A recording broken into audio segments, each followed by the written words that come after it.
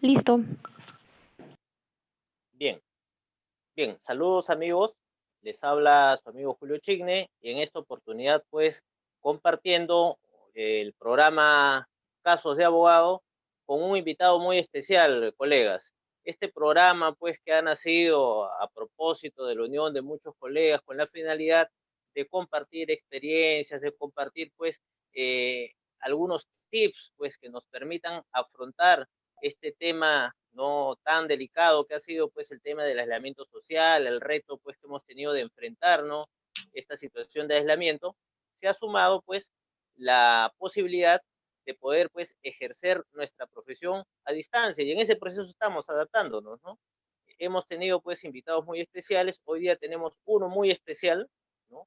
Porque el colega que les voy a presentar a continuación, el doctor Paul Alarcón Barrio Nuevo, ¿no? Ha marcado un hito en lo que se refiere a la defensa técnica y un derecho constitucional a raíz del tema de la pandemia, del tema del COVID-19. Nuestro colega, ¿no? Nuestro joven colega, ¿no? Ha presentado una acción de amparo, la cual ha puesto en vilo, pues, ¿no? A lo que es la administración pública en materia de cumplimiento de protocolos COVID, ¿no? Del COVID-19. Tiene un cautelar, o sea, este proceso, pues, ha logrado a la fecha, ¿no? Una medida cautelar que ha sido amparada y quien le habla, pues, ha sido testigo, ha visualizado la audiencia que vamos a tener que compartirla, hacer un tema de análisis también posterior, eh, donde el doctor no solamente sostiene una posición eh, lo suficientemente argumentada, no prolija en relación a argumentos, ¿no? Que va a ser seguramente un precedente importante para lo que se refiere de aquí en adelante, post pandemia, la defensa de muchos derechos constitucionales y conexos. Bueno, con ustedes les presento, doctor Paul Barrio Nuevo, Paul Alarcón Barrio Nuevo, perdón. Buenas noches, doctor, desde Arequipa. ¿Cómo está usted? Muy buenas noches, doctor. Bueno, primero un gusto de conocerlo. Muchísimas gracias por la invitación. De verdad fue una sorpresa conocer que los alcances de este proceso que se inició hace ya algunos meses haya llegado pues a nivel nacional hasta la ciudad capital, ¿no? En Lima se haya tomado conocimiento de esta demanda. El objeto principal de la misma fue desde un inicio intentar tutelar la vigencia de los derechos fundamentales, en especial ahora el derecho a la protección de la salud. Y bueno, en ese plan vamos avanzando, ¿no? Bueno, reitero, muchísimas gracias por la invitación y un gusto de conocerlo en esta oportunidad. No, qué barbaridad, doctor. Acá estamos, verdaderamente es un honor conocerlo, ver pues que la profesión, ¿no? Nuestra querida profesión, nuestra vocación, pues se ve pues en estos momentos difíciles, ¿no? Se hace presente, ¿no? Se hace presente en una situación en que el mismo ejercicio profesional está siendo pues objeto de diferentes dificultades, ¿no? Que venimos afrontando por el solo hecho de trabajar a distancia, los problemas que tiene el abogado litigante. Estas herramientas, estos aportes que vamos a comentar hoy día, de seguro van a ser muy importantes para todos. Contamos con el panel del grupo Cuarentena Jurídica, que es un grupo de abogados, de colegas, que está justamente en ello, ¿no? Interactuando en relación a darnos apoyo en relación pues a las actividades que estamos desarrollando en el tema de la pandemia. Bueno, sin mayor preámbulo, doctor, los puntos centrales de su recurso de amparo, por favor. Bueno, para poder entender un poco el alcance de este proceso constitucional que se inició el 2 de abril, creo que tenemos que hacer una pequeña introducción sobre qué es el derecho constitucional sobre el cual se está pidiendo tutela. Justamente preparé unas pequeñas diapositivas, son pocas solamente para poder explicar un poco más fácil esta situación, ¿no? Lo que los voy a empezar a compartir. Por favor, si me confirman si es que son visibles. Sí, por favor. ¿Son visibles? Sí, sí, Bueno, doctor. Todo ok. correcto. El expediente en el que se está tramitando es el número 140-2020. Es un proceso de amparo que se ha iniciado en contra del Ministerio de Salud, el Gobierno Regional de Arequipa y la Gerencia Regional de Salud de Arequipa. El derecho constitucional que se ha ostentado, que se habría vulnerado hasta la fecha en nuestra región, en la región Arequipa, es el derecho que está previsto en el artículo 7. Entonces, lo principal sería saber qué dice este artículo 7 de la Constitución. Todos tienen derecho a la protección de la salud, la del medio familiar, la de la comunidad, así como el deber de contribuir a su promoción y defensa. Esta es la parte central, ¿no?, en la que he sustentado la demanda. Entonces, como podemos ver, lo que define la Constitución es un concepto bastante abstracto, bastante gaseoso, que es a veces un poco difícil de aterrizarlo en nuestra realidad. Pero eso no significa de que, no, que sea una utopía soñar de que contemos con la vigencia plena de este derecho. Al contrario, garantizarlo es una obligación permanente del Estado. Entonces, para saber qué implica este derecho, tenemos que ir necesariamente a la jurisprudencia del Tribunal Constitucional. El Tribunal, puedo empezar diciendo que el derecho a la salud no solamente está previsto en, en la Constitución peruana, sino también está en la propia Declaración Universal de Derechos Humanos, en la Declaración de Derechos Económicos, Sociales y Culturales, en el Protocolo Adicional de Derechos Humanos sobre materias de derechos culturales, el Protocolo de El Salvador, que está, bueno, las he copiado aquí según han sido también citadas por el propio Tribunal Constitucional, y el tribunal hace un análisis y se pregunta, se cuestiona, ¿qué es el derecho a la salud? Que este documento normativo supremo que tenemos, la Constitución, nos dice que tenemos todos el derecho de gozar. Y el Tribunal Constitucional responde indicando que abarca desde el derecho a acceder a los servicios de salud hasta el derecho de que determinantes sociales no impidan el goce de una buena salud. Es un concepto bastante amplio. Entonces lo comienza a ir delimitando. Primero tenemos que el acceso al derecho a los servicios de salud tiene que tener mínimo 4 características: disponibilidad, accesibilidad, aceptabilidad y calidad. Esas 4 características deben cumplirse en la prestación del servicio público de salud en nuestro Estado para que sea vigente nuestro derecho fundamental. ¿En qué? ¿En qué prestaciones? En las prestaciones de promoción de la salud, de prevención, de recuperación y rehabilitación. Ya vamos teniendo un concepto un poco más claro de qué es el derecho constitucional a la salud. Pero ahora, ya sabemos qué es el derecho. ¿Cómo podemos tutelarlo? Como sabemos, pues el Estado no solamente tiene la obligación de velar por los derechos constitucionales, sino también de dotar de un proceso idóneo, adecuado y efectivo que permita tutelarlos cuando estos se vean vulnerados. Entonces ahí nos podemos remitir al Código Procesal Constitucional, que nos dice cuándo procede un proceso constitucional. Tiene por finalidad proteger derechos fundamentales. ¿Cómo? ¿Cómo los protege? Reponiendo las cosas al estado anterior a la violación o amenaza del derecho, o disponiendo el cumplimiento de un mandato legal a un acto administrativo. Ya vamos dándole forma a una pretensión constitucional. Pero también hay límites. La jurisdicción constitucional no puede entrar a todos los aspectos del desarrollo social de una sociedad.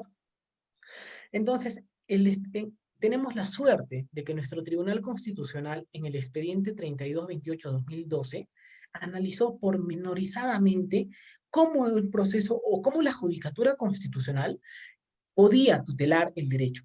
Empezó diciendo que no le corresponde a la justicia constitucional fijar el contenido de políticas públicas de salud, pero sí le corresponde a la Judicatura Constitucional examinar si las autoridades han desatendido sus obligaciones constitucionalmente establecidas para garantizar el derecho a la salud. Entonces, ¿qué tipo qué tipo de cuestiones podemos someter al análisis de la Judicatura Constitucional? Básicamente son las que están aquí enumeradas. Por ejemplo, si es que en nuestro Estado no hubiera una formulación de un plan o una política adecuada para enfrentar un tema de salud, estaríamos ante un déficit de existencia de nuestro derecho fundamental.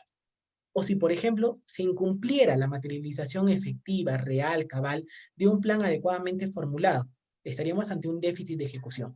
Y otros más que están ya aquí citados que creo que no quiero abarcar tanto para aterrizar en el proceso en concreto. En este caso, lo que se ha sustentado ante el órgano jurisdiccional es que en la región Arequipa, las instituciones demandadas, el Estado en su conjunto, a través de las instituciones titulares del sector salud, el MINSA, la Gerencia Regional de Salud y el Gobierno Regional de Salud, han incurrido en este déficit de ejecución, porque el protocolo, uno de los tantos protocolos, para mí el más importante, la base de cualquier otra política de salud pública, no se ha cumplido a cabalidad.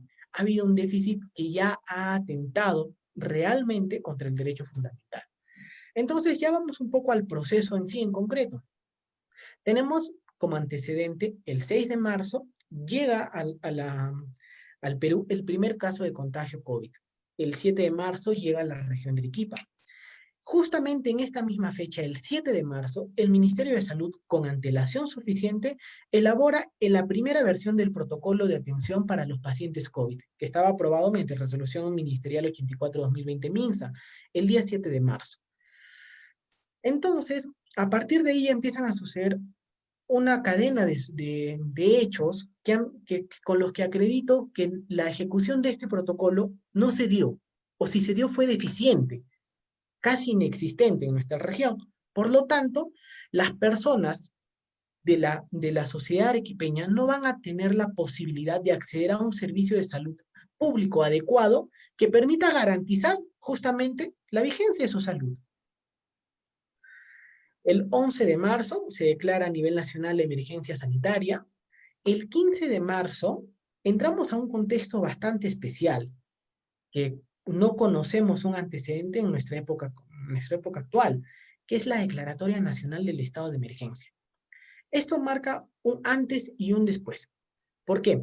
Porque la declaración de este régimen de excepción dispone el ingreso a un estado de anormalidad constitucional. Todo lo que nosotros conocíamos hasta antes es la normalidad constitucional, todo lo que viene siendo regulado por nuestra constitución, normas legales, infralegales, todo ese ordenamiento jurídico que regula nuestra sociedad, ya no era suficiente para atender la nueva necesidad que teníamos, las graves consecuencias generadas por la enfermedad COVID. Entonces, se crea un estado de excepción, un estado donde todas las normas constitucionales, legales, infraconstitucionales, son relativas. A través de un decreto supremo, constitucionalmente, se limita el ejercicio de derechos fundamentales. Estamos ante una aparente, pues, vulneración a la jerarquía de las normas, porque es un decreto supremo. ¿Cómo un decreto supremo podría decir tus derechos fundamentales están limitados? No desaparecidos, existen los derechos aún a la libertad de tránsito, libertad de reunión, a la inviolabilidad de domicilio, pero están limitados. Porque este decreto supremo se emite en una circunstancia excepcionalísima, que también cambia la forma de desempeño del Estado. El Estado tiene que asumir, así como los derechos ceden, las facultades de la autoridad estatal incrementan, para que ese balance que antes teníamos, que no nos permitía afrontar adecuadamente esta grave problemática, sea ahora atendida con una nueva situación de hecho. Más autoridades en las instituciones, más facultades en las instituciones, menos derechos, por decirlo así. Entonces, ya en esta etapa cambiamos de etapa de contagio, ya no estamos en el contagio comunitario, ya ingresamos a la fase 3 del contagio, y por lo tanto el MINSA varía su protocolo. Dice, ¿sabes qué? El protocolo de la resolución ministerial 84 ya no es suficiente, porque en este protocolo decíamos debe haber un hospital en cada localidad que sea específico para el tratamiento COVID. Ahora ya no, ahora todas las instituciones prestadoras del servicio de salud, clínicas, postas, centros de salud, hospitales de cualquier nivel 2, nivel 3, todos tienen que estar en la capacidad de atender pacientes COVID y no COVID, sin que existe el riesgo de contagio intrahospitalario. Y para eso pone una serie de directivas. Entonces, ¿qué sucede? Que en nuestra región, en todo este tiempo, desde el llegada del primer contagio, desde el primer protocolo, el segundo protocolo, considero que a razón de las diversas publicaciones que han existido por medios de comunicación, por instituciones como Fiscalía de Prevención del Delito de Arequipa, instituciones como la Defensoría del Pueblo de Arequipa, incluso la Contraloría General de la República, que no se estaba trabajando de una manera adecuada para implementar estos dos protocolos. Por eso el 2 de abril se presenta esta demanda en la cual se sustenta que toda esta omisión de cumplimiento de funciones está afectando un derecho fundamental. Y ahora, hay una cuestión que sí quiero dejar un poco clara. La vulneración de este derecho fundamental no es desde la llegada del COVID a nuestra región, sino que mucho antes, y el sistema de salud público, como ha sido reconocido reiteradas veces por nuestro presidente de la República, era un sistema de salud abandonado, que no garantizaba la salud, el acceso a las prestaciones de salud para la nación, para todos los pobladores. No lo garantizaba. Por eso viene de muchos años. Por eso que la adecuación del sistema de salud a esta nueva circunstancia de COVID no simplemente implicaba algunas modificaciones, adecuaciones específicas, sino era un gran cambio, era un cambio gigantesco del sistema de salud. Posible o no posible implementarse es otro tema que ya se tendrá que ver al momento de determinar si el derecho fundamental es reparable o ya se tornó irreparable por estas circunstancias.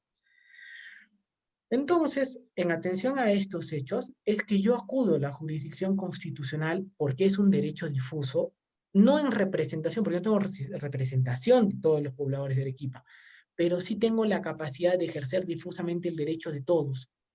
Y le solicito al órgano jurisdiccional constitucional que le ordene a las responsables que según el artículo 5 del Decreto Supremo 44 PCM 2020 era el MINSA y el gobierno regional a través de su gerencia regional de salud que cumplan con implementar a cabalidad y adecuadamente estos protocolos. Ese es el efecto reparador que se ha solicitado. Pero más adelante, en el transcurso del siguiente mes, el MINSA emite una nueva versión del protocolo y lo fortalece, lo amplía. Y ese protocolo debe cumplirse. Entonces, justamente lo que se solicitó también en el interín del proceso es que la modificación del efecto reparador de la pretensión, que ya no sea ordenarle a las autoridades que cumplan con implementar el protocolo en su versión 2, sino la versión 3 del protocolo. Y esto fue aceptado e incluso confirmado por segunda instancia. Más o menos esa es una síntesis de lo que se trata el proceso. No sé si de repente hay alguna otra consulta o algo más que les pueda ampliar sobre ello. Sí, doctor. Enfocándolo de esta manera, ¿no? Usted ha citado un antecedente constitucional, ¿no? Esta sentencia del TC, ¿no? Sí. Eh, pero como usted bien lo ha desarrollado también, está explicando que en la práctica, pues, estos sistemas, ¿no? Ya estaban, pues, fallando, ¿no? Lo que me trae a la memoria, o lo que me trae, pues, en estos momentos, digamos, a pensar, ¿no? Que esto, pues, es un problema también a nivel nacional y no solamente en el tema de salud, sino también en los centros laborales, digamos, pues, en las instancias públicas y privadas, ¿no? Desde la perspectiva de su análisis, ¿no? De la sentencia del Tribunal Constitucional, enfocándolo de esta manera, eh, digamos, ¿cuál sería pues el fundamento más contundente de su alegación en materia del derecho a la salud, ¿no? Lo más contundente es la realidad que tenemos el día de hoy en nuestra región. Esta demanda se interpuso el 2 de abril, cuando ya existía un protocolo que se debió implementar desde el 8 de marzo de 2020, el día siguiente de su publicación, sobre el cual desafortunadamente no se hizo gran cosa en Arequipa. No se cumplió, no se tomaron las previsiones oportunas adecuadas. Y el fundamento más contundente, creo, para acreditar la fundabilidad de esta pretensión es que al día de hoy, en la región Arequipa, ya todos los sistemas de salud han colapsado. Y puedo expresar ello con conocimiento suficiente de causa, porque desafortunadamente, bueno, le puedo compartir que al día de hoy tengo una persona conocida mía que se encuentra en 2 hospitales esperando eh, una cama UCI y una cama de hospitalización para 2 familiares de esta persona, desde horas de la mañana, y que no tienen dónde atenderlos. Ya no hay camas, ya no hay dónde atenderlos. ¿Y por qué? ¿Por qué ahorita ya no hay? Porque al inicio de esta enfermedad, ningún hospital, ninguna clínica, ni ningún centro de salud estaba en la capacidad de atender a un solo paciente COVID por lo menos.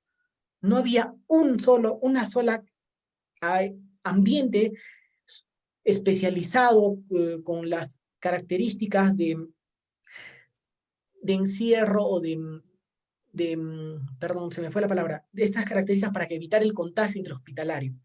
Una sola no existía en Arequipa.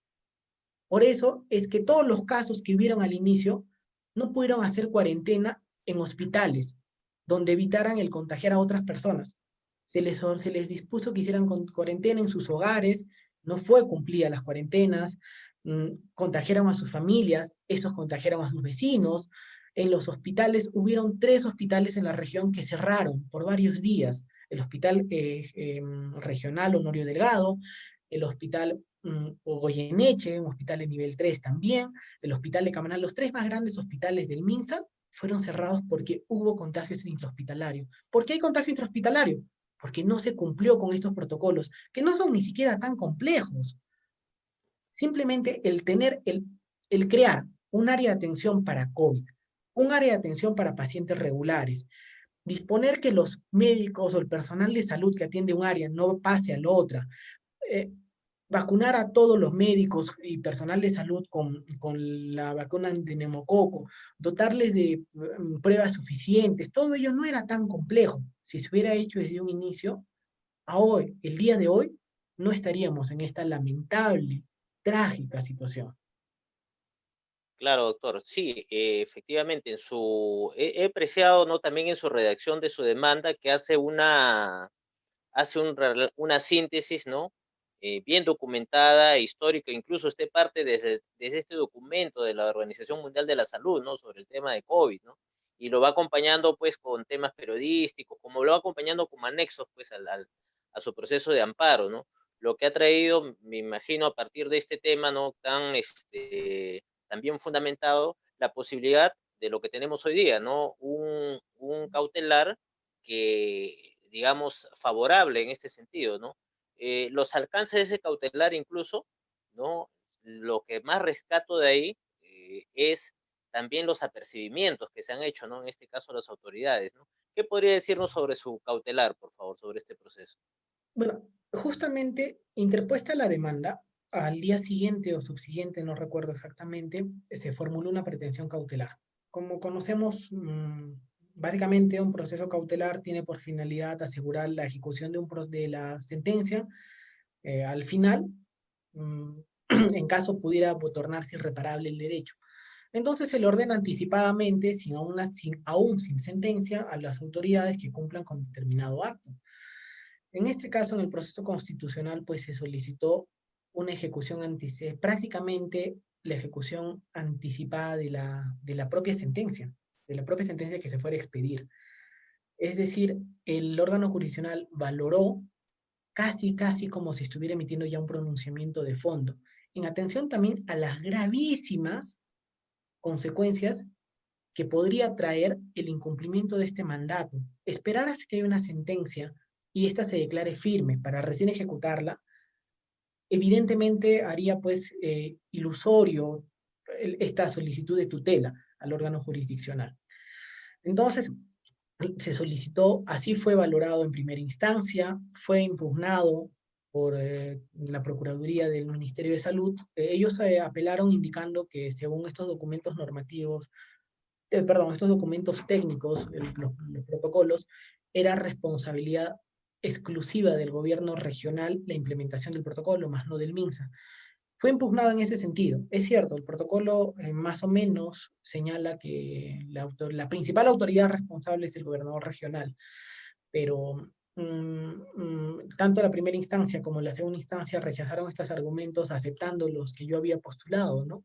Que el Decreto Supremo 44-2020 PCM en su artículo 5, que es una norma ya, un documento normativo, no solo un documento técnico, está por encima de los protocolos, establece que es responsabilidad la implementación de todas las acciones de lucha contra el COVID, principalmente del Ministerio de Salud a nivel nacional. No le dice solo de Lima, le dice a nivel nacional, MINSA, tú eres responsable de todo lo que pasa en hospitales del MINSA, de salud, clínicas, de las sanidades, de las Fuerzas Armadas, de la policía, y sin perjuicio de ello, también los gobernadores regionales de cada región. Entonces, bueno, no se aceptó estas impugnaciones de la Procuraduría del MINSA, y también de ahí empezaron, se les requirió el órgano jurisdiccional que en el plazo de 24 horas cumplieran los órganos de auxilio designados, que en este caso era el señor ministro de Salud, el señor gobernador regional y el señor gerente regional de salud, que en el plazo de 24 horas cumplan con acreditar ante el órgano jurisdiccional documentadamente el cumplimiento del mandato judicial. Así ha venido sucediendo hasta el día de hoy. Desafortunadamente, han habido ya otras resoluciones donde han declarado en incumplimiento del mandato cautelar y a la fecha se ha impuesto ya una sanción únicamente al gobernador regional, indicando que es pues la persona, digamos, con mayor grado de responsabilidad por el momento. Se le ha impuesto una multa de 15 URPs, eh, pero esto también trae a colación de repente un comentario sobre el proceso principal. En el proceso principal yo sustenté de que del catálogo de los apercibimientos posibles que regula el Código Procesal Constitucional en su artículo 22, por la gravedad del asunto, por por el- la extensión del derecho que se solicita tutela, que afecta a 1.300.000 habitantes de la región Arequipa, no vayamos al apercibimiento más gravoso que prevé la norma, que es la destitución. Y según el artículo 22 del Código Procesal Constitucional, así procede. Definitivamente ello aún no ha sido materia de pronunciamiento, tendrá que emitirse pronunciamiento en la sentencia del proceso principal, pero sí ha sido cuestionado por la contraparte, ¿no? Indicando de que no procedería porque ellos son autoridades de elección popular. Yo no comparto ese criterio jurídico de mis contrapartes procesales porque el Código Procesal Constitucional no hace distinción. Y al no hacer distinción, pues es aplicable para todos por igual, sea un funcionario de carrera o sea un funcionario de elección pública. Es más, justamente por esta aparente antinomia que habría en que la ley orgánica de gobiernos regionales indica que solo se puede vacar a una autoridad regional, por algunas causales específicas, para resolver esa antinomia, que presunta antinomia que han señalado que existiría, es que el Código Procesal Constitucional no es aprobado por una ley ni por un decreto legislativo. Es la única norma procesal de nuestro ordenamiento jurídico que es aprobada por ley orgánica. Por lo tanto, está al mismo nivel de la otra ley orgánica, no hay antinomia. Por el principio de especificidad, tendría que aplicarse los apercibimientos dispuestos del Código Procesal Constitucional. Claro, doctor. Sí, sí, justamente ese tema de los desapercibimientos, ¿no? Nos había pues llamado mucho la atención y definitivamente ha quedado sentada su posición y está muy claro, ¿no? Definitivamente que esto va a ser un precedente muy importante cuando el tema pues sea objeto seguramente pues como lo va a ser, ¿no? De un pronunciamiento superior. Doctor, usted ha tenido también otra gran virtud, ¿no? Y quizás pues es lo que hace pues que este caso sea también, tenga más importancia incluso desde la perspectiva del ejercicio litigante, ¿no? Usted ha formulado su amparo, usted ha formulado su cautelar en pleno proceso de cuarentena, ¿no? Es decir, en pleno proceso de restricciones digamos, de circulación, incluso pues con esta confusión que ha habido en el tema de las mesas de partes y todo ese tema, ¿no? Usted ha presentado este documento, entonces esto le ha permitido pues también que la justicia constitucional, ¿no? Dentro de este mismo periodo, ¿no? Pueda darle trámite a su pedido, ¿no? Frente a esta situación, por ejemplo, podría narrarnos, ¿no? Cómo fue el proceso a través del cual pues usted tomó la decisión, redactó los documentos, hizo la historia, ¿no? Y llegó pues a ingresar este documento a través del sistema judicial, ¿no? A pesar de todas las dificultades que había de por medio. Bueno, sí, justamente fue bastante complejo. Ha sido, estoy seguro, un reto no solamente para mí, ha sido un reto para el propio órgano jurisdiccional, para mis contrapartes procesales, que a llevar este proceso en una etapa nueva, ¿no? En la que nunca antes ninguno habíamos estado. Saber cómo tramitar un proceso de esta magnitud en esta etapa donde tenemos muchísimas restricciones era ciertamente complejo. Entonces, inicialmente, ¿cómo decido interponer ese proceso? Creo que hay algo que debemos cultivar, incentivar, especialmente aquellos que ejercemos esta profesión del derecho, ¿no? Que es la capacidad de indignación frente a actos irregulares, vulneratorios, atentatorios contra terceros y contra nuestros propios intereses. Y realmente yo sí hubo un momento en el cual sentí real indignación de ver cuánta gente venía sufriendo los efectos de la cuarentena. ¿Y por qué tiene que ver los efectos de la cuarentena con la pretensión constitucional? Quiero ser un poquito específico en esto. Nuestra cuarentena va a durar tanto como demore el sistema de salud en fortalecerse. ¿Y por qué lo digo? No me lo estoy inventando yo. Eso lo ha dicho la Organización Mundial de la Salud. Y podríamos decir, pero es un criterio de un órgano internacional que no tiene vinculatoriedad con nuestras autoridades nacionales. Falso. El, la Presidencia de la República, a través del último decreto supremo donde reguló y dictó las normas de la nueva convivencia, asumió como propios los criterios de la Organización Mundial de la Salud para el levantamiento de las medidas restrictivas. Entonces tenemos que analizar un poquito el contexto en su conjunto. ¿Por qué se dicta una medida tan extrema como el aislamiento social? Como la cuarentena, como la cuarentena, el distanciamiento social o los toques de queda. No porque estas medidas tuvieran por finalidad eliminar el virus. El virus llegó y no se va a ir fácilmente en nuestra sociedad. Es altamente contagioso, se propaga con una facilidad prácticamente nunca antes vista en otro tipo de virus. Entonces, ¿qué es lo que dispone el Estado? ¿Sabes qué? Yo como Estado me doy cuenta, mi sistema de salud no va a ser capaz de atender toda esta magnitud de hechos que están sucediendo. Si ahorita como estamos, todo el mundo empieza a llegar contagiado a nuestro sistema de salud, se va a quebrantar todo. El Estado va a desaparecer. Entonces ordeno estas medidas limitativas, cuarentenas, gente ha perdido su trabajo, niños encerrados, sin una educación, con una educación menoscabada, personas que van bien hambre. ¿Por qué aún así dicto esa medida sabiendo que van a existir esas consecuencias? Porque tengo que darle tiempo, tengo que demorar lo más que puede el avance del contagio para que nuestro sistema de salud se fortalezca. ¿Cuándo va a estar fortalecido? Cuando se haya cumplido a cabalidad esos protocolos. Esa es la meta. Cuando ya se haya cumplido esos protocolos, según la Organización Mundial de la Salud, ya será posible que el Estado pueda levantar las medidas restrictivas.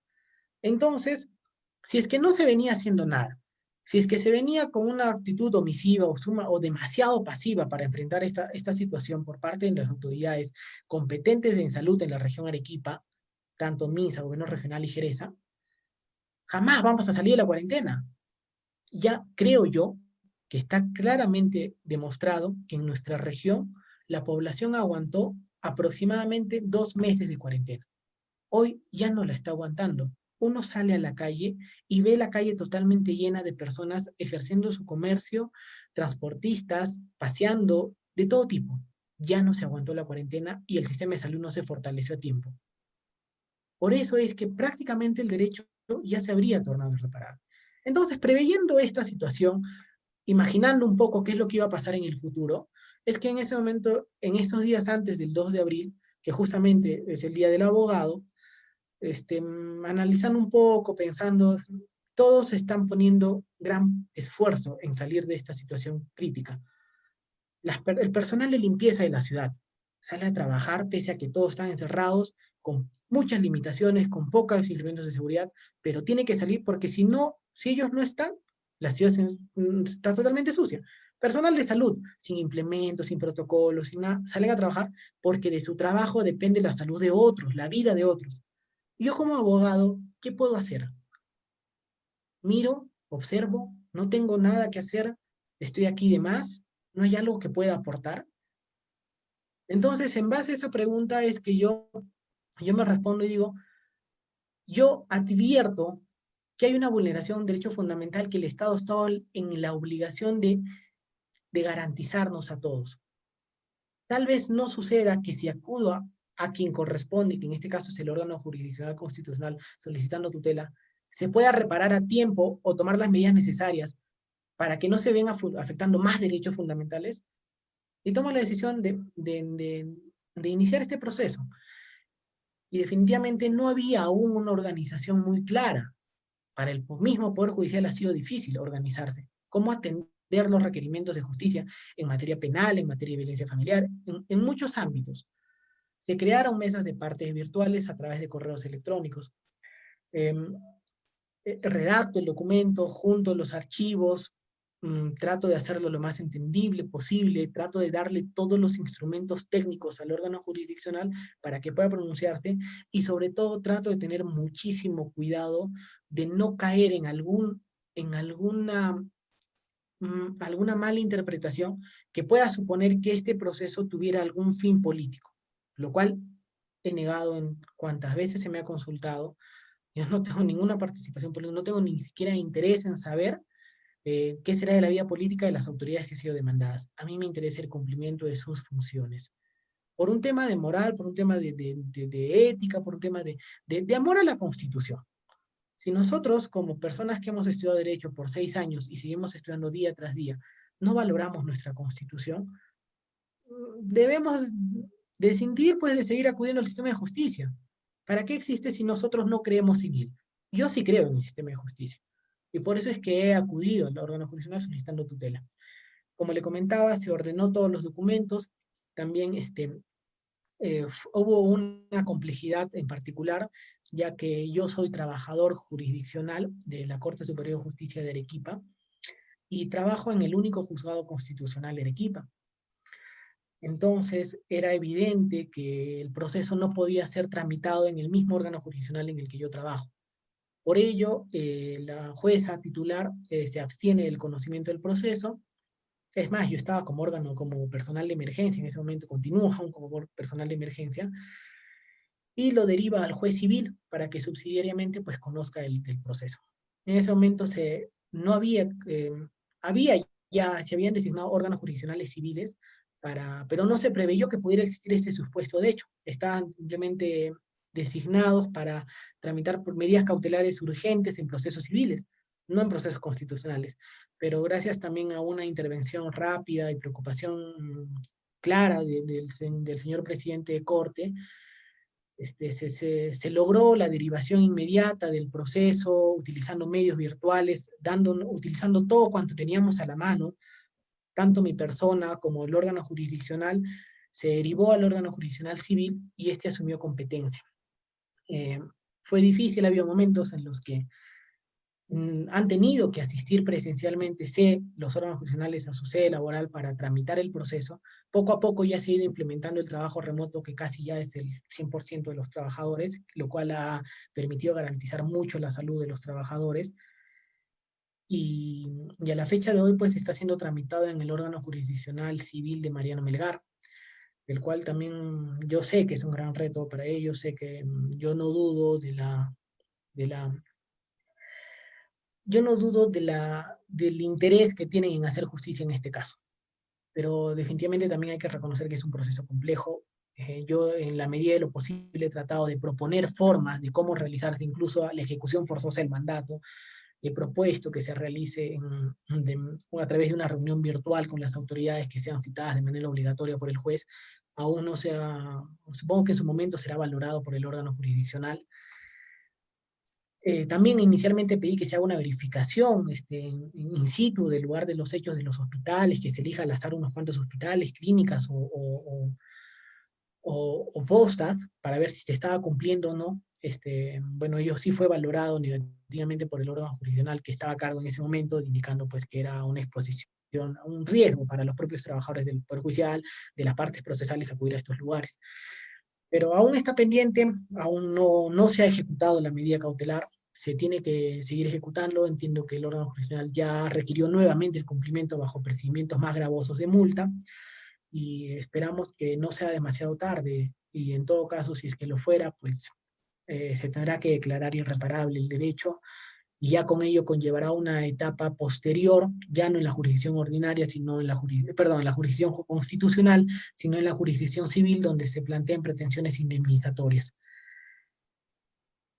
Excelente, excelente su narrativa, su apasionamiento que rescato de este tema, ¿no? Lo que es muy gratificante, ¿no? Como abogado, ¿no? Como aquello, pues, que nos motivó, ¿no? El ejercicio de esta carrera, el apasionamiento que usted está poniendo en sus palabras, de verdad, permítame felicitarlo nuevamente, de verdad, he revisado su demanda, he visto los fundamentos que ha señalado, y hay un pequeño comentario que quería hacerle también, ya de manera complementaria, porque tenemos un panel también de colegas que forman parte también de este colectivo Cuarentena Jurídica, donde estamos apoyándonos, ¿no? En tema de tips procesales, va en relación a la audiencia, ¿no? Porque también, como le indicaba, ¿no? A nuestro entender, pues es un proceso muy significativo en temas constitucionales, usted lo ha descrito muy bien, incluso, ¿no? Con estas fórmulas de, digamos, de implementar los apercibimientos, incluso como ha señalado, pero hay un detallito también, ¿no? Existe un detalle, ¿no? Visualicé la audiencia, ¿no? La audiencia que tuvo en el juzgado, ¿no? Y efectivamente, pues usted también ha tenido, pues, digamos, a la sazón del tema también, en esta audiencia, pues, encontrarse, ¿no? Con los procuradores, en este caso, del gobierno regional del MINSA, ¿no? De Arequipa, donde usted ha expuesto su posición al juez, ¿no? Y también ha hecho uso de lo que es, de lo que vamos a ver ahora, ¿no? Ya no en el futuro, sino en el presente, ¿no? De las técnicas, ¿no? De litigación digital, ¿no? Usted ha acompañado, ¿no? Un material gráfico, usted ha acompañado sus argumentos y también empleó, pues, en su momento, ¿no? El principio de equidad o igualdad de armas, ¿no? Por el tema del tiempo, que también me pareció un detalle bien, o sea, es esencial, ¿no? De los abogados litigantes, ¿no? ¿Qué podría comentarnos sobre el desarrollo de esa audiencia? Porque quisiera dejarle a usted los argumentos, en este caso, de las partes que en realidad parecían más justificaciones, ¿no? Que algunos argumentos de defensa, de mi posición particular, ¿no? Por parte de los demandados, Sí, ¿no? bueno, sí, el desarrollo de la diligencia de informe oral fue, bueno, fue complejo, fue también un reto, como todo lo que implica este proceso. Yo sí solicité que se difiriera por lo menos una semana y se nos ampliara un poco el plazo, digo, el tiempo para exponer nuestros argumentos a las partes, porque es un tema un poco complejo de abordar en 10 minutos. Y mi finalidad, creo que nuestra obligación como abogados, cuando estamos llevando un proceso, defendiendo un derecho, defendiendo una postura jurídica, es darle al magistrado todos los instrumentos necesarios para que valore nuestra pretensión. Y este es un proceso pues amplísimo, bastante complejo. Desafortunadamente pues no se me dio no se accedió a esa solicitud. También, bueno, es criterio del magistrado, también hay que respetarlo. Y, pero se trató de abordar más que todo el fondo del asunto, más que todo la cuestión de derecho pura, y ya tendrá también el órgano jurisdiccional que valorar la abundante documentación. Es un proceso que prácticamente tiene más de 5.000 folios, de repente hasta más, no lo sé, y que tendrá que valorar todos los informes que han habido sobre el presunto cumplimiento que indican las defensas, ¿no? Los colegas de la defensa. También, bueno, yo sí quiero dejar muy en claro de que diciendo, sin perjuicio del respeto que se merecen también las señoras procuradoras públicas que en su momento ejercieron, porque les tocaba ejercer la defensa de los intereses de las demandadas, pero yo sí disiento totalmente de los criterios que han expuesto, ¿no? Afortunadamente, hasta la fecha, la sala no ha decidido, y se ha pronunciado ya reiteradas veces, no ha dispuesto la nulidad de ninguna resolución en las que se me ha dado la razón. Pero hay algo que sí yo no es, que me parece bastante particular y que debemos tener en cuenta en este tipo de procesos constitucionales. Un argumento de parte de la defensa en el que señalaba que pues los ciudadanos de a pie a veces no entendíamos que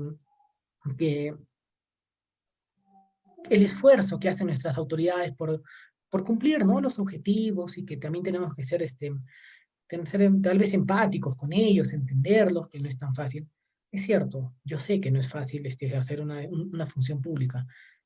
Yo no tengo por costumbre ejercer el ejercicio privado de la abogacía, nunca lo he hecho, es el primer proceso que estoy llevando, porque es uno en el que estoy ejerciendo autodefensa y estoy facultado para ello. Yo siempre he ejercido el servicio público, he trabajado en el Ministerio Público, he trabajado en Defensoría del Pueblo, he trabajado ahora en la Corte, ya tengo más de 5 años trabajando en la Corte, pero creo que es difícil porque uno asume la responsabilidad de que los actos que realiza y que firma con su nombre y sello, los hace en representación de todo el aparato estatal. Es difícil, no niego ello, pero la vigencia de los derechos fundamentales no está supeditada a la capacidad de gestión de los funcionarios públicos. No podemos decir que nosotros los arequipeños tenemos menos derecho al ejercicio de nuestros derechos fundamentales porque tal vez uno que otro funcionario no cumplieron adecuadamente sus funciones. Entonces no podemos trasladar la responsabilidad de la exigencia del derecho fundamental a los ciudadanos. Los ciudadanos tienen plena capacidad de exigirle al Estado. Yo no le exijo al funcionario en persona, no es mi interés saber quién es el funcionario. Yo le exijo a la institución, al Estado, representado por sus instituciones. Y si las instituciones, propiamente dentro de sus ámbitos de competencia y sus procesos sancionadores, disciplinarios, investigativos, determina que uno de sus funcionarios incumplió, será la institución la que repita la responsabilidad contra su funcionario que no cumplió adecuadamente sus funciones. Pero el ciudadano no tiene por qué ir contra el funcionario. Yo acudo contra el Estado. Al Estado es al que le exijo la garantía de los derechos fundamentales. Entonces, eso es algo que creo que es lo que más me quedó de la diligencia informe oral. Mm, este fundamento, ¿no? Que para mí sí no lo comparto para nada. Y de ahí lo otro que me comentaba sobre el tema del ejercicio de las técnicas de litigación, bueno, sí es algo nuevo, ¿no? La mayoría no estamos acostumbrados a un proceso oral, salvo los que tienen la especialidad penal, pero es algo que sí creo que tiene que ser el futuro del sistema de justicia. Ya mucho papel, ya mucho argumento, mucha palabrería no sirve. Es mejor, creo, es más óptimo, más célere una discusión oral en el momento donde se debatan todos los temas y se pueda emitir también justicia más célere. Ojalá que sea pues el futuro sobre todo de la jurisdicción constitucional por el momento, que yo sí considero desde un punto de vista personal que es un sistema de justicia bastante débil en el ámbito de la justicia constitucional. Por temas normativos, porque el código creo que es un código muy nuevo, muy joven a comparación de otros, no ha tenido la oportunidad de ir evolucionando. Creo que ya es momento de que evolucione y se tomen todas estas experiencias que han habido de tanto proceso constitucional para poner nuevos límites, nuevas reglas, mejores formas de acceso y para garantizar efectivamente pues el derecho de todos. Claro, buenos argumentos, doctor, nuevamente bien fundamentado el tema. Sin ánimo de quitarle un poco de tiempo, por favor, tenemos una pregunta de nuestro panel, nuestro colega Félix del Grupo Cuarentena Jurídica.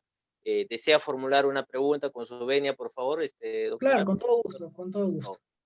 ¿sí? El pase para el doctor Félix, por favor. Aló, doctor, ¿me escucha? Aló. Sí, lo escucho bien. Mucho gusto, doctor. Buenas noches. Primero que nada, saludar la iniciativa del doctor Julio Chigne y usted, doctor, por su valentía en esta demanda.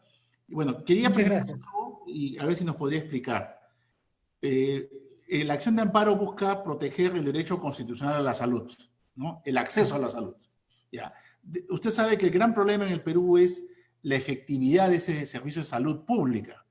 En otros países, como por ejemplo España e Irlanda, el Estado ha tomado control de instituciones privadas para que se garantice ese derecho a la salud. Y adicionalmente a ello, por ejemplo, ahorita el Estado tiene una mala distribución de recursos. Asigna, por dar un ejemplo, 30.000 millones de soles al Plan Reactiva Perú y casi todas las empresas que se han beneficiado son empresas pues, que están cuestionadas, por decirlo menos. En consecuencia, podría en una acción de amparo en aras de hacer efectivo el derecho a la salud como la suya, tocar el tema de recursos, de distribución de recursos, ordenar que se asigne recursos a cierto hospital o cierta área de salud, o tomar un área privada o instalaciones privadas de salud para efecto de que, asumiendo el costo del Estado, se brinde un acceso efectivo a la salud, doctor. Esa sería mi pregunta, si podría profundizar al respecto, por favor. Bueno, antes de responder el fondo de la pregunta, sí hay una comparativa muy interesante que me gustaría un poco desarrollar. Este, usted me comentaba haciendo una comparativa en otras sociedades, ¿no? En una sociedad de España, Irlanda, donde, digamos, el Estado ha tenido una mejor participación, una mejor organización en garantizar este derecho a la salud, que es un derecho universal, porque es un derecho humano, no solamente es un derecho fundamental de los peruanos. Este, acá hay una cosa que yo quisiera resaltar. ¿Sería válidamente posible decir que nosotros los peruanos tenemos menos derecho a la salud que los españoles, que los irlandeses, que los europeos? Por supuesto que no. Y esto no es un sueño, esto no es una utopía. El derecho que tenemos es el mismo y deberíamos tenerlo. Es cierto que no lo tenemos, pero eso pasa por deficiencias del Estado, no de nuestras autoridades de turno necesariamente, desde muchos, muchos, muchos años atrás. Entonces, mientras que en otras sociedades el afrontar esta crisis sanitaria del COVID requería algunos ajustes, algunas modificatorias al sistema de salud que ya contaban, requería algunas medidas pues, específicas, en el Perú no. En el Perú se requería un cambio inmenso, un cambio total, un cambio de paradigma todo. Es más, hasta el propio hecho de que nuestro sistema de salud está dividido en MINSA y Salud, que pertenece al gobierno, al Ministerio de Trabajo, era un asunto pues que demostraba que en el Perú no se garantizaba el derecho, el ejercicio del derecho fundamental al acceso a la salud. Entonces es más difícil garantizarlo, sí, pero no significa que tengamos menos derecho a exigirlo que en otras sociedades. Jamás debemos caer en el error de justificar en el fundamento absurdo de decir, somos de tercer mundo, pues no somos igual que otras sociedades. Sí, es cierto, pero eso no es responsabilidad nuestra. Yo tengo el mismo derecho a la salud que personas del primer mundo. Y bueno, y retornando a la pregunta sobre la posibilidad de iniciar acción de amparo respecto a lo que me consultaba, el Código Procesal Constitucional es muy amplio. Dota de facultades amplísimas al juez constitucional y le dice, todas las formas que yo te doy, eso lo dice en el título preliminar en el artículo 3, todas las formalidades que yo preveo en el Código Procesal Constitucional, incluso las puedes inaplicar si fuera necesario para que garantices adecuadamente un derecho. O sea, casi como que le da carta abierta de haz lo que sea necesario, pero garantízame el derecho. Es lo que exige el Código Procesal Constitucional. Incluso en el proceso en el que yo estoy tramitando, se ha utilizado esta norma, esta facultad que le da el código al juez constitucional, porque sabemos por fundamento básico, por procesal básico, que la modificación de la demanda, según el artículo 428 del Código Procesal Civil, únicamente procede hasta antes de notificada la misma. En este caso, yo he solicitado la modificación de la demanda respecto al efecto reparador que se ha solicitado, mucho después de haberse corrido traslado y contestado, absuelto la demanda por los codemandados. Y el órgano jurisdiccional dijo, sí, si bien es cierto hay una limitación procesal que se aplica supletoriamente al Código Procesal Constitucional, si yo la aplico, torno ineficaz este proceso, porque en el caso concreto, esa norma afectaría el desarrollo del proceso porque estaríamos exigiendo que se implemente un protocolo que ya no está vigente. Tenemos que exigir que se implemente el protocolo que está vigente al día de hoy y sus futuras actualizaciones.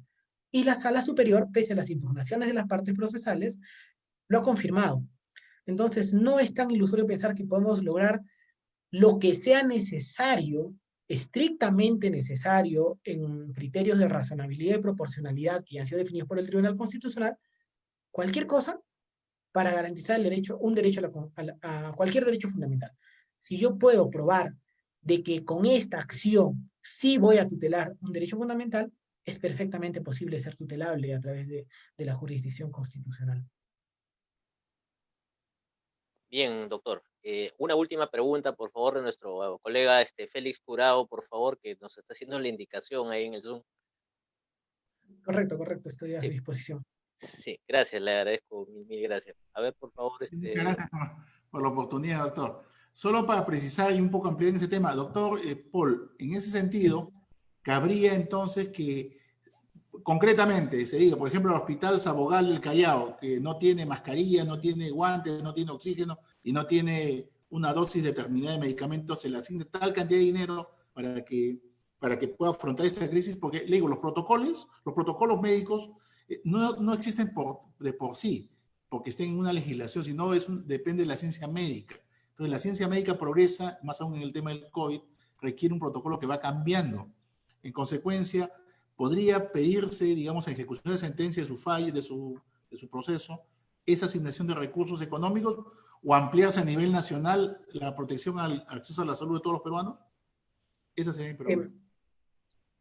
Ampliarse a la protección de no solamente los ciudadanos de la región Arequipa, creo que procesalmente no correspondería, porque yo inicio la acción respecto del derecho fundamental de los arequipeños no por un tema de egoísmo, o de repente, no sé cómo de repente se pudiera denominar, sino porque había otro protocolo que garantizaba, o debería haber garantizado, que el contagio de Arequipa no provenga del exterior, que era justamente la prohibición del transporte interdepartamental, interprovincial. Entonces, se supone que si en Arequipa estamos en cuarentena, yo no podría haberme atrevido a decir, en otras regiones también se está vulnerando el derecho porque no tengo esa información. Yo presumo que ese protocolo estuvo cumpliendo en ese momento. Ahora, bueno, sabemos que no, pero no ha sido parte del sustento de decir, tampoco se está cumpliendo este otro protocolo, y por lo tanto no solo es la afectación al derecho a la salud de los arequipeños, sino de todos los departamentos de Arequipa y de todo el Perú. Se podría ensayar hacer un proceso nuevo con base en los fundamentos que yo he propuesto. Por supuesto que sí. Bueno, yo compartí la demanda, está compartida en mi red social, porque justamente creo que es un derecho que no me pertenece a mi exclusividad, no podría ser egoísta con ello. Sí, y me lo pidieron al inicio, cuando interpuse la demanda, varias personas pues, que yo desconocía me hablaron por privado, me pidieron, ¿me pueden facilitar por favor los documentos, para de repente ver si en nuestra región podemos hacer lo mismo? Por supuesto, están a disposición de todos, o sea, no hay acá derechos de autor ni nada por el estilo. Se puede ensayar requerir más presupuesto, pero en particular en la región Arequipa creo que no es eso el inconveniente mayor o tal vez prioritario, porque tengo entendido, según los últimos reportes que pude visualizar a través de internet, que en Arequipa solamente se ha ejecutado menos de la mitad del presupuesto, o sea, dinero hay. Tal vez es posible que ya no haya de dónde comprar, es cierto, pero que ya no haya de dónde comprar no significa que yo tenga menos derecho fundamental al acceso a la salud. Significa que el derecho ya se tornó irreparable porque no compraste en su oportunidad. Entonces, con esa lógica tenemos que tratar de manejar cualquier pretensión constitucional y analizarla mucho, ¿no? Antes de presentarla siempre, creo que felizmente contamos con un tribunal constitucional que ha desarrollado muchos fundamentos de cómo acudir a la jurisdicción constitucional, que ha ejercido una importante función educadora a través de los años. Por supuesto, hay pronunciamientos en los que tal vez no estoy de acuerdo, en los que no estoy, no concuerdo, o tal vez tendría otra posición diferente. Pero sí hay muchísima jurisprudencia que está disponible para todos a través de su buscador de sentencias y que podemos revisar. Ahora, acá hay una cuestión sí importante. Tenemos que tener muy en cuenta que la reparación de los derechos constitucionales tiene una diferencia clara con el ejercicio de cualquier otra acción en un proceso ordinario. Los derechos constitucionales reponen la vigencia de estos, es decir, partimos de la premisa de que preexisten, pero retornamos a una situación de hecho anterior. En este caso, de repente, exigir más presupuesto tendría que analizarse bien si es que no se estaría generando una nueva situación de hecho, que no es propia de los procesos constitucionales, porque el proceso constitucional no otorga derechos, repone los que ya tienes. Esto también ha sido cuestionado en el proceso en el que estoy tramitando, porque las contrapartes procesales han indicado pues, que lo que se solicita es algo que no existía. Por lo tanto, ya no estoy en ese supuesto de retornar a la vigencia de un derecho fundamental. Felizmente el órgano jurisdiccional ha aceptado lo que yo también propuse, el fundamento técnico de que la vigencia del derecho fundamental preexiste por mandato constitucional. Porque si nosotros fuéramos a la interpretación literal del artículo, significaría que, por ejemplo, tengamos el derecho al agua, que lo reconoce la Constitución en el artículo 7A, me parece. Sí, me parece que 7A. Y una comunidad a la que nunca le llegó el agua potable, no podría demandar el derecho a acceso al agua porque nunca la tuvo. No, no es cierto, porque el derecho lo tuvo desde que fue vigente este artículo, desde que se promulgó la Constitución. Pero la situación de hecho es que permanentemente se le vulneró. Entonces, lo mismo es lo que sucede en este proceso constitucional, ¿no? El derecho a la salud lo tengo, y cómo se efectivizaba, a través de la implementación adecuada del protocolo, pero nunca se hizo. Entonces, la forma de reponerlo es obligarte a que lo implementes. Eso es lo que yo he postulado en el proceso y que felizmente hasta la fecha, bueno, está siendo aceptado y tramitado por el órgano jurisdiccional. Y lo mismo creo que es aplicable a su caso. Sí le pido un poco de comprensión de que de repente no pueda incurrir en analizar un caso concreto, porque además de mi condición de abogado, en este caso en particular, también tengo la condición de servidor jurisdiccional y podría tal vez incurrir en algún conflicto de adelantamiento de opinión, ¿no? Y no quiero incurrir en ello. Pero técnicamente, jurisprudencialmente, ese es el fundamento que yo le planteo que analice en el caso de desea iniciar alguna acción, ¿no? Perfecto, doctor. Le agradezco mucho la posibilidad de haber compartido este espacio. Espero no va a ser la primera vez, doctor, lo vamos a, lo vamos a comprometer. Como le indicaba, pues tenemos un grupo de colegas pues se ha unido pues para compartir conocimiento, ¿no? Que también es la base, ¿no? Ya lo decía Couture, ¿no? Estudia, ¿no? El derecho cambia constantemente. Y yo saludo mucho su Efectivamente. presencia en nuestro programa, saludo mucho la fortaleza de sus argumentos, la solidez y sobre todo la convicción. Eh, a la vista de del camino ya recorrido por las sentencias constitucionales, tal parece que tiene bastante en porcentaje de probabilidades de que su pretensión sea pues, digamos, viable, ¿no? Me parece, es una opinión personal, ¿no? Por lo pronto ya tiene el espacio cautelar, ya ha planteado, pues efectivamente ha hecho un detalle, ha explicado bien su pretensión, ha explicado perfectamente bien su posición durante la audiencia, ¿no? Que le dije, le he visto 2, 3 veces y usted la ha resumido, pero con una extraordinaria brillantez, porque ese era el punto central, ¿no? O sea, yo me quedo con su exposición y bueno, doctor, las puertas abiertas para otra oportunidad y bueno, si hay algo que desea indicar, ampliar de repente, por favor, tiempo libre, doctor. Bueno, principalmente agradecerle a usted, sí me tomó por sorpresa la invitación hace un par de días, como le comentaba al inicio, no sabía que este proceso había llegado a oídos de otras personas fuera de la región. Le agradezco el espacio que me ha brindado, estoy sumamente contento de poder compartir mis opiniones personales en el ámbito jurídico con otras personas que también les pueda servir, ¿no? Este, mm, el, el, Creo que los derechos fundamentales no los tenemos porque un día amaneció alguien y se le ocurrió dárnoslo. La vigencia de nuestros derechos responde a muchas luchas sociales, a muchas luchas de sociedades que se han visto vulneradas permanentemente en el tiempo.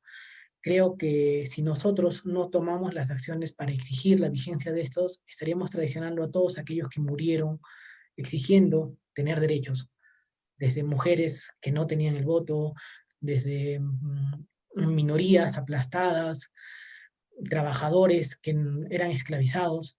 Si nosotros no exigimos que nuestros derechos al día de hoy, con los que gozamos, sean plenamente vigentes, estamos traicionándolos. Creo que eso no es correcto. Bueno, esa es mi perspectiva personal. Yo espero haber servido, haber compartido un poco esta experiencia y que les sirva a ustedes en lo que corresponda. Y de repente este proceso no termine como yo quisiera. Yo hubiese querido de que sea totalmente infundado y que las autoridades hubieran demostrado a cabalidad de que el derecho a la salud está plenamente vigente. No, probablemente no sea así, probablemente de repente lo que se avance no será mucho, pero estoy seguro que quien venga detrás de mí, quien inicie una segunda acción similar, ya tendrá el camino un poco más sencillo, un poco más avanzado. Y así, de paso a paso, llegaremos a una meta en la que nuestra sociedad pues se respete a cabalidad los derechos fundamentales y todos seamos realmente libres. Ese es mi comentario final, reiterarles el agradecimiento a todos los participantes, a las personas que han mostrado interés, a las personas que durante este transcurso del tiempo, que no ha sido sencillo, ha costado, me han venido mostrando su apoyo y han estado ahí permanentemente eh, apoyándome, dándome fuerza. Definitivamente presentar ese tipo de acción ha costado su estudio, su revisión de documentos, y aún persistimos, vamos a persistir hasta el final, vamos a ver, vamos a esperar lograr y seguros de que nuestro sistema de justicia pues va, va a tutelar adecuadamente el derecho de todos los ciudadanos arequipeños, y si en algún momento es repetido en alguna otra región, pues bienvenido. Ahí están los documentos, están publicados en mi red social, la demanda, la medida cautelar, las principales resoluciones, están disponibles para quien lo solicite. Bien, muchas gracias, doctor Paul Alarcón Barrio Nuevo. Estoy seguro que vamos a coincidir nuevamente, ¿no? En este espacio está abierto de por sí, cualquier inquietud, cualquier tema que usted desee tratar, vamos a estar con quien le habla, ¿no? Con el programa Casos de Abogado, con los colegas que estamos integrando esta iniciativa de cuarentena jurídica, vamos a estar siguiendo la causa a la cual elaboramos, pues, el resultado que le hemos manifestado, ¿no? Y bueno, pues será con nosotros hasta una próxima oportunidad. Esta transmisión se está compartiendo a través de Facebook Live y también se va a compartir a través de YouTube para que aquellos colegas que no pudieron pues visualizarla por completo, ¿no? Y bueno, pues doctor Paul, hasta una próxima oportunidad y reiteradas gracias y felicitaciones, ¿no? Su ejemplo Muchas gracias. está marcando un precedente importante y créame, este tema va a dar mucho que hablar todavía.